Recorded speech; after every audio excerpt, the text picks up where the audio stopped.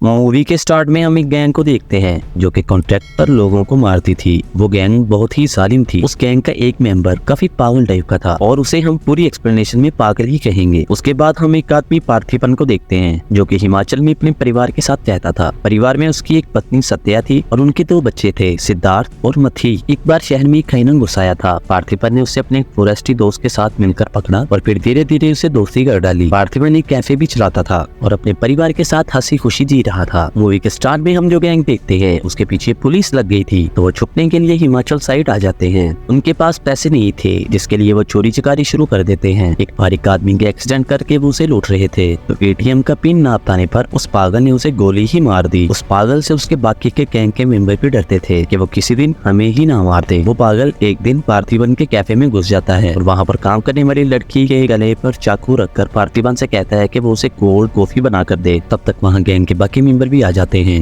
और वो कहते हैं कि हमने सामान लूट लिया है, चलो यहाँ चलते हैं। लेकिन वो पागल कहता है कि इन्होंने हमारा चेहरा देख लिया है जो हमारे लिए मुश्किल का सबब बन सकता है, जिसके लिए हमें इन सबको मारना पड़ेगा। वो पागल उस लड़की को मारने के लिए आगे बढ़ता है जो कि पार्थिबन से नहीं देखा जाता, इसलिए वो गन उठाता है और अंधाधुंध फायरिंग शुरू कर देता है और उन्हें एक झटके में मार डालता है। उस लड़की को बचाने के लिए पार्थिबन उनसे भिड़ जाता है और उन्हें काफी पीटता है। पार्थिबन एक आम इंसान था जिसने अभी ही कुछ लोगों को मार दिया, जिसकी वजह से उसे खुद पर काफी गुस्सा आ रहा था, जिस पर पार्थिबन को जेल हो जाती है। लेकिन कोर्ट में ये साबित हो जाता है कि उसने जो कुछ किया सेल्फ डिफेंस में किया और उसे रिहाई मिल जाती है। गैंग के लीडर की लाश जब उसके घर पहुंचती है तो उसकी पत्नी कहती है कि जिसने भी ये सब किया वो जिंदा नहीं बचना चाहिए। पार्थिबन भी जानता था कि ये सब बुरे लोग थे और इनके मर्डर की खबर जब उनके घर वालों को पहुंची होगी तो वो सब इसके पीछे हाथ धोकर पड़ जाएंगे, जिससे उसे ये डर सताने लगता है कि कोई उन्हें मारने ना आ जाए। कुछ दिन बाद वो डर को बुलाकर मार्केट घूमने जाते हैं और उन पर कुछ लोग हमला कर देते हैं। वो उसी गैंग के उस लीडर के जाने वाले थे जो कि उसे मारने आए थे। पार्थिबन एक जानवर बनकर उन पर टूट पड़ता है और सबको मार देता है। सत्या ने पार्थिबन का ये रूप आज से पहले कभी नहीं देखा था, जिसे देखकर वो काफी डर जाती है। फिर वो सीनियर पुलिस ऑफिसर से भी भिड़ जाता है और उसे कहता है कि ये इनकी जान का मसला है और आप उन्हें कोई सिक्योरिटी फ्राहम नहीं कर रहे। तभी सीनियर ऑफिसर कहता है कि अब तुम मुझे बताओगे कि मुझे क्या काम करना है, तुम कौन सा कानून हो या तुम कोई सरकार हो जो मैं तुम्हारी बात मानूं। ऑफिसर ऐसे ही बोले जा रहा था जिस पर पार्थिबन को काफी गुस्सा आ जाता है और वो 2 सेकंड के लिए उसका गला दबा देता है और उसकी सांस रुक जाती है। फिर वो खुद की कमर पर चोट लगाकर जज साहब के पास जाता है जिन्होंने उसे बेल दी थी और जज साहब से कहता है कि उसे सिक्योरिटी फ्राहम की जाए। जज साहब अपना सोर्स लगाकर उसे सिक्योरिटी दे देते हैं। पार्थिबन कहता है कि जो उसकी सिक्योरिटी करे वो उसके गाँव का ही आदमी हो। जब वो गार्ड आता है तो उसे देखकर ऐसा लगता है कि इसे खुद सिक्योरिटी की जरूरत है। अगले सीन में हम देखते हैं कि पार्थिबन अपने कैफे को ठीक करवा रहा होता है कि वहाँ पर एक आदमी आता है और उसकी फोटो खींचकर भाग जाता है। वो फोटो जाकर 2 गैंगस्टर भाई को दिखाता है, एंटनी दास और हैरोल्ड दास को। अब यहाँ एक राज खुलता है कि वो पार्थिबन नहीं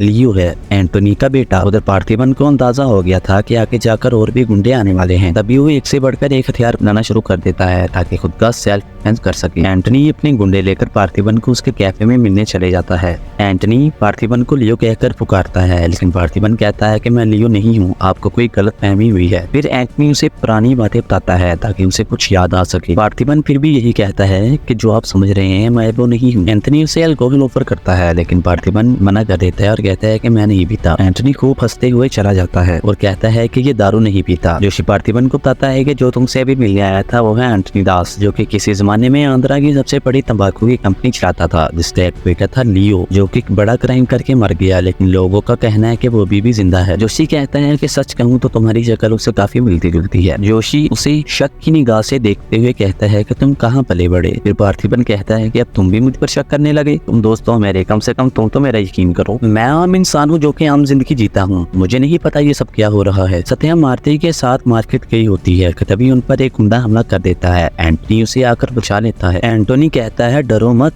तुम्हारी बेटी मेरी पोती है, इसमें मेरा ही खून है। 20 साल से तुम जिसके साथ रह रही हो वो पार्थिबन नहीं एक खूनी है। जब तुम्हें पता चलेगा कि वो एक खूनी है तुम मुझसे मिलना, फिर मैं तुम्हें उसकी असलियत बताऊंगा। सत्या काफी डर जाती है, वो आके पार्थिबन को सब कुछ बताती है। पार्थिबन जब घर आता है तो वो सिक्योरिटी गार्ड पर काफी गुस्सा करता है। वो कहता है कि सारा दिन सोते रहते हो, काम भी कर लिया करो। सत्या काफी परेशान हो जाती है, वो सोचती है कि अब हमारी सारी जिंदगी भागते हुए ही गुजरेगी। सत्या को भी शक होने लग जाता है क्योंकि पार्थिबन को सारे ही शक की निगाह से देख रहे रहे होते हैं। सत्या चुपके से पार्थिबन की मार्कशीट की फोटो किसी को भेजती है ताकि वो कंफर्म कर सके ये पार्थिबन है या कोई और। दूसरी तरफ जोशी को पता चलता है कि एक इर्दाराज नाम का आदमी है जो कि जेल में बंद है, जो कि लियो का साथी था। उससे काफी इन्फॉर्मेशन पता चल सकती है। पार्थिबन की आयना के साथ काफी अच्छी दोस्ती हो गई थी। सत्या भी पार्थिबन से झूठ बोलकर उसके इन्फॉर्मेटर से मिलने चली जाती है ताकि वो सच जान सके। जोशी भी उससे मिलने चला जाता है। इर्दाराज सारी कहानी बताता है कि वो कौन था। वो बताता है कि 1999 में एंटनी का तंबाकू का बहुत बड़ा कारोबार था। वो काफी सुपरस्टिशंस पर बिलीव भी करता था, इसलिए वो लोगों की और जानवरों की बलि चढ़ाता था ताकि उसका साम्राज्य बढ़ सके। उनका सब कुछ बहुत अच्छा चल रहा था, लेकिन एंटनी को कोई ऐसा बंदा चाहिए था जो कि अंडरकवर रह के उसके काम को सरंजाम दे। तो वो अपने बेटे लियो को काम पर लगा देता है। एंटनी का सिर्फ बेटा ही नहीं, उसकी एक बेटी भी थी जो कि लियो की ट्विन थी, जिसका नाम एलिसा होता है। लियो एक नंबर का गुंडा था जो कि अपने फायदे के लिए किसी को भी मार सकता था या उसे नुकसान पहुंचा सकता था। एंटनी एक खास कुंडली वाले इंसान की तलाश में था और उसका मानना था कि अगर उस इंसान की बलि चढ़ा दी जाए तो उसका काम और तरक्की करेगा, और उसे ऐसी कुंडली वाला इंसान मिल भी जाता है जो कि उसकी अपनी ही बेटी थी। एंटनी काफी मुश्किल में पड़ जाता है कि वो क्या करे, लेकिन काफी सोचने के बाद वो ये फैसला करता है कि वो उसकी बलि चढ़ाएगा। लियो ये कभी नहीं होने देता क्योंकि वो दोनों एक साथ काम करते थे और वो अपनी बहन से काफी प्यार करता था। एंटनी एलिसा की बलि चढ़ाने के लिए आगे बढ़ ही रहा होता है कि लियो जिसको बांधा होता है खुद को छुड़वाकर जमकर फाइट करता है। हैरल्ड और उसके दरमियान काफी खतरनाक लड़ाई होती है। लियो फैक्ट्री में आग लगा देता है और कहता है कि इसी की तरक्की के लिए तुम मेरी बहन की बलि चढ़ा रहे थे ना, ये लो अब इसको मैं आग लगाता हूँ। हैरल्ड ये सब देखकर काफी गुस्से में आ जाता है और एलिसा को चाकू से बार बार वार करके मार देता है। लियो हैरल्ड को मारने वाला ये होता है कि एंटनी पीछे से आकर उस पर 2-3 गोलियां दाग देता है। फिर इर्दाराज कहता है कि मैंने उसकी लाश को अपनी आंखों से देखा था, इसलिए जिसे आप लियो समझ रहे हो वो लियो नहीं है। उधर सत्या को भी काफी सबूत मिल जाते हैं कि वो लियो नहीं पार्थिबन ही है, इसलिए उसका काफी शक दूर हो जाता है। लेकिन मसला ये था कि सत्या ने जो मार्कशीट चेक करने के लिए भेजी थी वो पार्थिबन के हाथ लग जाती हैं। तो सत्या के घर आने पर वो उससे नाराजगी जताता है। वो कहता है कि मैंने सोचा था कि तुम मुझ पर यकीन करती हो, लेकिन दूसरों की तरह तुमने भी मुझ पर शक किया। वो कहती है कि मैंने तुम पर शक नहीं किया, लेकिन लोग जब मुझसे पूछते हैं तो मेरे पास भी कोई सबूत होना चाहिए कि तुम पार्थिबन ही हो। एंटनी पार्थिबन को फोन करके कहता है कि मैंने तुम्हारे बेटे को उठा लिया है, जिस तरह तुम्हारी बहन को मारा था इसे भी वैसे ही मारूंगा। अगर तुम चाहते हो कि इसे बचा लो तो मेरे पास आके मेरी बात मानो और कबूल करो कि तुम ही लियो हो। एंटनी अपनी गैंग के साथ निकल पड़ता है। उधर पार्थिबन नेपोलियन के साथ बाइक पर उसका पीछा करता है और रास्ते में आने वाले लोगों को मारता है। आखिर में पार्थिबन एंटनी को मार देता है। हैरल्ड को जब खबर मिलती है कि एंटनी मारा गया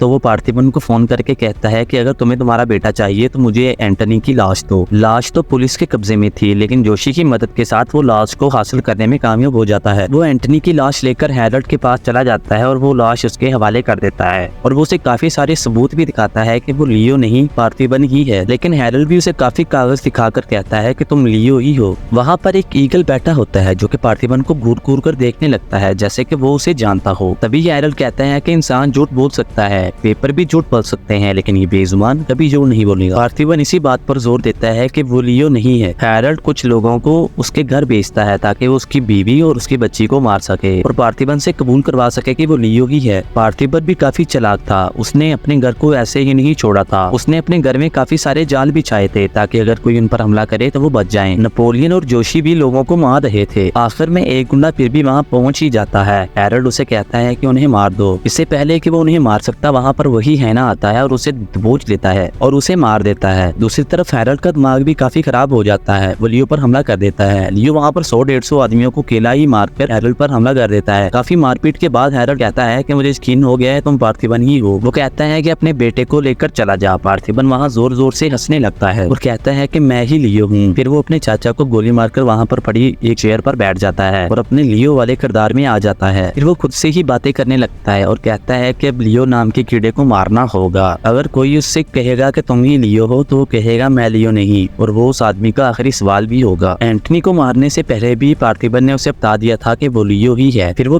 फैक्ट्री को आग लगाकर वो किस्सा वहीं खत्म कर देता है। उसके बेटे और उसके दरमियान काफी बनती थी, इसलिए वो अपने बेटे से कहता है कि वहाँ जो कुछ भी हुआ अपनी माँ को ना बताए। जब वो घर जाता है तो उसे एक एजेंट विक्रम का फोन आता है जो कहता है कि एक फैक्ट्री को आग लगाने से ये समस्या खत्म नहीं होगी। इस मुल्क को नशे से फ्री करने के लिए काफी सारी फैक्ट्रीज को आग लगानी होगी। ये हिंट देते हुए कि लियो भी लुगिएश सिनेमैटिक यूनिवर्स का हिस्सा है।